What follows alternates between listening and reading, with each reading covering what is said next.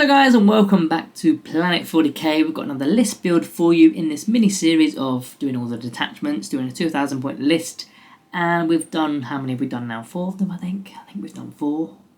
Yeah, I think we've done 4, I'm going to go with that. But today we're going to be talking about the Obeisance Phalanx, 2,000 point list. You've seen the Silent King on the thumbnail, so he's already in, you know about that. And yeah, let's get straight into this, shall we? In fact, before we do, make sure to head on over to the Baron of Dice if you want to get some dice. Just check them out, see if there's anything you fancy, and there is a discount code PLANET40k for 5% off your order. Anyway, the Obeisance Phalanx today. Worthy foes is the detachment rule, so a +1 to wound against one selected unit from the command phase, and that's going to apply to noble units, lich guard units, or triarch units. So, let's break into the list then. We know where this starts, the Silent King. The Silent King is 420 points, and he has the Triarch keyword, which was, how long ago was that since he got the Triarch keyword now? It was quite a bit of time ago now, wasn't it? This was the kind of list I came up with. So yeah, Triarch keyword to make max use of the Worthy Foes detachment rule. It will now apply to the Silent King, and it should have from day one. I don't know why it didn't. So yeah, +1 to wound for all his weaponry at range and in melee against that selected target. Now those minis are going to potentially be enjoying 2s re-rolling 1s to hit, and then 2s re-rolling 1s to wound against a lot of targets. That's if you select that Triarch ability that he has. That's normally the one I select. I know there is the other one where you can ignore modifiers, but I tend to go for the re-rolls of 1s. I quite like that one. But there will be some opportunities where you can use the ignore modifiers if there's like -1 to wound, or there's some -1 to damage, -1 to hit even, things like that. So it depends on the situation with which one you select, but you need to do that in the command phase. So yeah, he's quite an expensive warlord. He can fight well, he can shoot well, and his damage reduction capabilities are really impressive. And it's quite easy to forget how good they are because the Triarchal Menhirs are 5 wounds each. And so many times where you've got them, you know, one of them will be on 1 wound or maybe 2 wounds or something, and then a damage 6 weapon slaps the Silent King, and you go, you know what, it's going to go on that Triarchal Menhir, and there's only got 1 wound left. So it's just an overkill of that 1 Menhir, which I really like. And then of course you've still got your reanimation. And in this attachment particularly, you've got that -1 to damage strat, which we'll talk about in a moment anyway. So yeah, it's the damage reduction is really good on the Silent King. But let's have a look at that stratagem. It's the nano assembly protocols. You select a vehicle and it's -1 to damage, done in the shooting phase or your opponent's shooting phase or any of the fight phases. So yeah, you're going to always use this on the Silent King. It just makes sense. It's a vehicle, -1 to damage, only 1 CP. That's what you do with that stratagem. Now there is another stratagem which I never use and I can't remember the name of it. It's like a -1 to leadership if you destroy the enemy warlord. I don't think I've ever used it, but if I had to call out a time when to use it, it probably would be now because we're talking about this warlord in this list. But I never use it. Maybe you have, I don't know. Okay, second character within this list.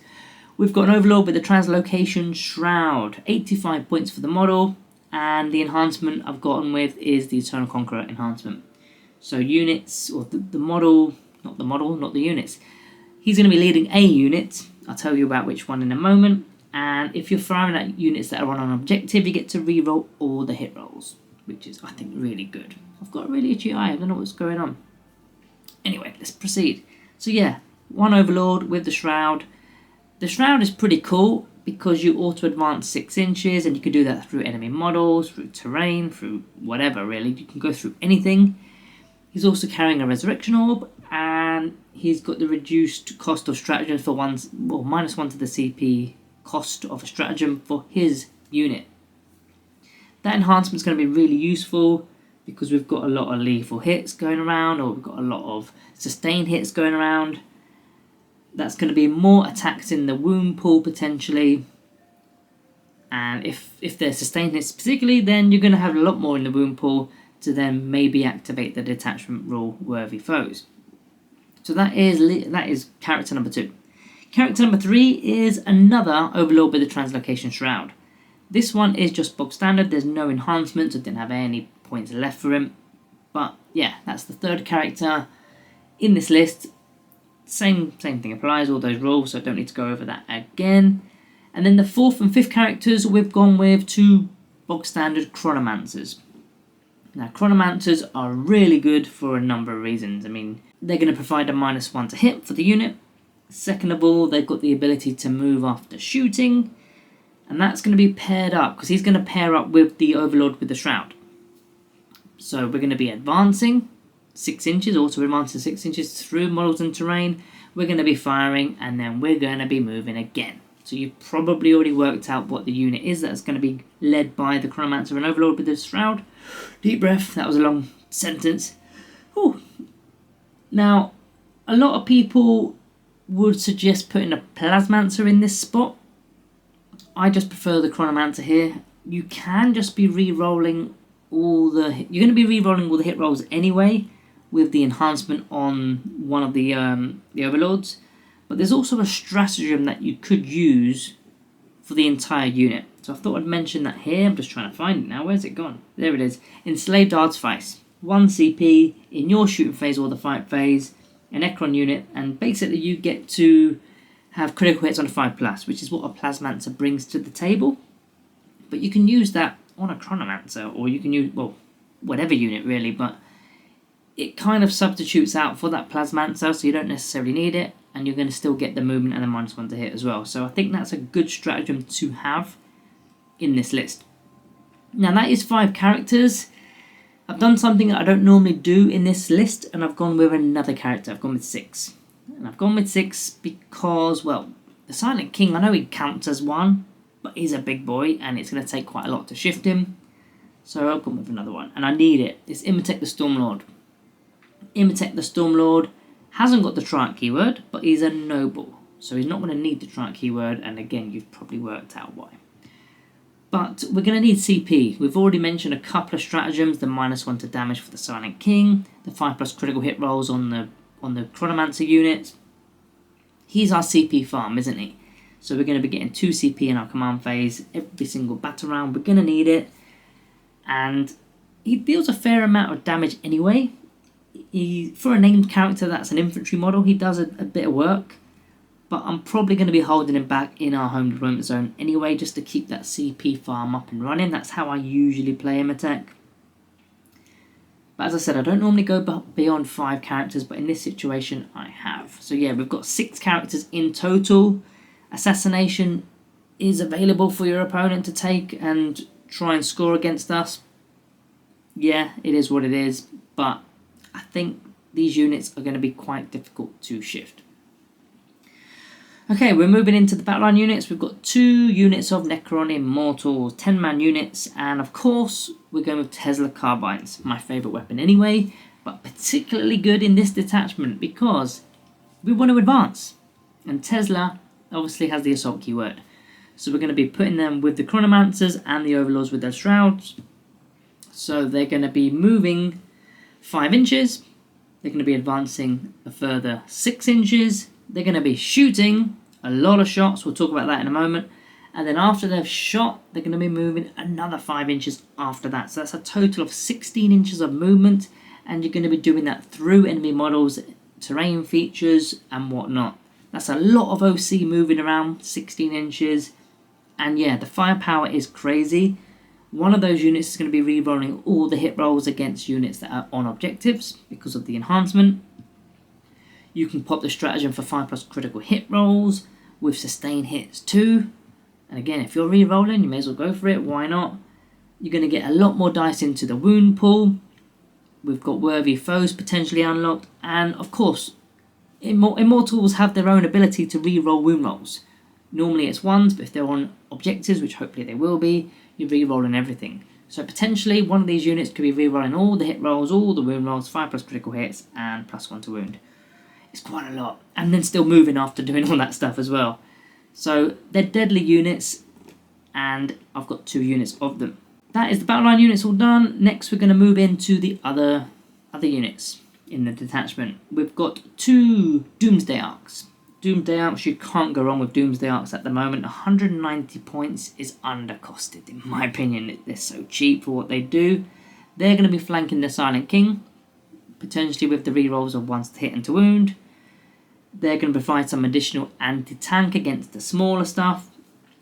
Nope, not against the smaller stuff, that's the flayers I'm talking about. Against the bigger stuff with the annihilation beams, they're going to be providing the anti-tank. But against the smaller stuff, they've got their Gauss Flare arrays on the sides, just to poke away the smaller stuff from trying to tag and stop our movement.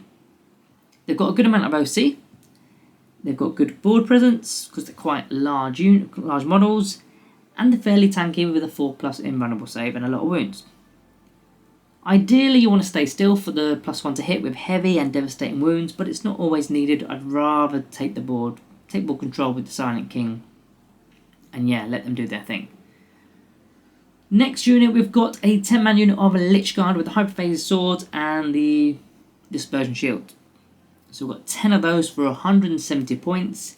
They're going to be led by Imitate the Stormlord. Now, Imitate the Stormlord didn't need the Try keyword because he's now going to have the Lich Guard keyword as he's a part of their unit, so worthy foes will apply to the entire unit. But yeah, Swords and Shields, 4+ invulnerable saves. He is a noble, so they're going to have a -1 to wound them if the strength is more than strength 5, which is nice. In 1 saves, as we said, and yeah, they're going to be staying on the backfield, home objective scoring potentially, anti-deep strike, and they can hit reasonably well in melee. So yeah, that's what they're going to be doing. That's the Lich Guard. The next unit, oh no, in fact, stratagem. Nearly missed a stratagem. There's actually a few stratagems, isn't there? So we probably should talk a little bit more about these. Sentinels of Eternity is the fight on death stratagem. 4+ the fight on death. I tend to not use that one. Some of you really love that stratagem. I don't. I think it's, if you lose like 4 models and you pop the stratagem, the chances are, on average, 2 of them will get to fight. I don't care enough for that. I don't care. Sometimes it may matter, but I'm not that bothered about it. The other one, Suffer No Rival. You can turn on Precision with your melee weapons. That can be useful. I like Precision. If you've got a unit of Snagger Boys and a Beast Snagger Boss, whatever they're called, charge it into our unit. If for some reason we've not died, or maybe we charge first even, we can turn on Precision and go after the Snagger Beast Boss dude and take him out to prevent them from having all their buffs and bonuses for 1 CP. I really like that. So yeah, there is another one. In fact, that one applies to Triarch units as well. So that one could technically apply to the Silent King. He could just use Epic Challenge, but whatever. Let's go further into the list then. 80 points for a unit of Ophidian Destroyers. 3-man unit with a Plasma Sight on the side as a token gesture. Gesture, that's the word. I do miss the old days when a Plasma Sight was actually an actual model that counted on the battlefield. Not anymore, of course. Now, we need some secondary scoring units. I know the Immortals can do it and they can go quite fast, but we need something deep striking in. And this unit has the re-deep striking capabilities because of their tunneling horrors. I think they're a really good unit. I tend to take them in most attachments except for the Hypercrypt Legion, because pretty much everyone can do it. You don't need these guys, you don't have to pay the premium when you can just get like Death Marks or something. But in a detachment like this, we do need a bit more flexibility with our secondary cards. If you go pulling behind enemy lines and you're nowhere near their enemy lines, then how are you going to score it? You're going to have to get rid of the card, and then maybe you can pull another one that's just as bad.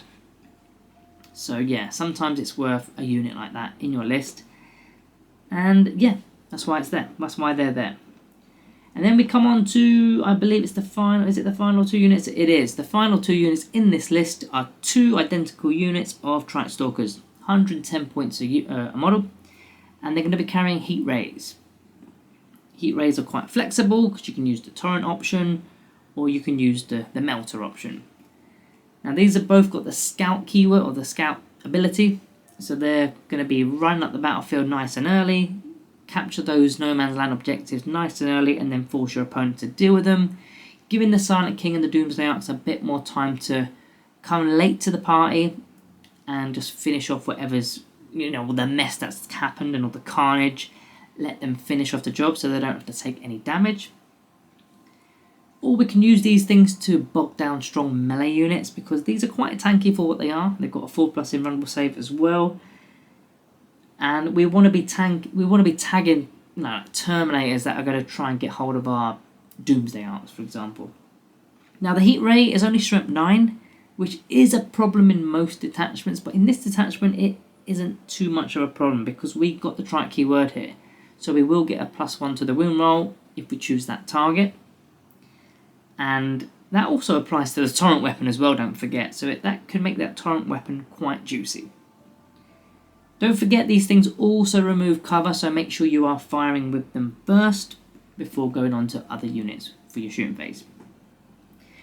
Before finishing off, there is a stratagem that we haven't spoken about, which is the Territorial Obsession. This does apply to the Lich God as well, but I think it's better to be served with the Trike Stalkers. You're going to get 3 additional OC. So I think they've got 4 OC, I think. So it will put them to 7 OC. Sometimes that will swing an objective, and that'll be really important. So yeah, you just got to remember that you've got to do this in your command phase and not like in your movement phase or in your fighting phase or something. You've got to do it at the start of your turn. So make sure you plan that one accordingly. So yeah, it's just 5 points shy of 2,000 points, 1,995 points. That's my Obeisance Phalanx detachment list. Let me know what you think of my list, and if you can improve it, put that down in the comments down below. Don't forget to subscribe on your X's and check out the Baron of Dice if you haven't already. And yeah, I'll see you in the next one.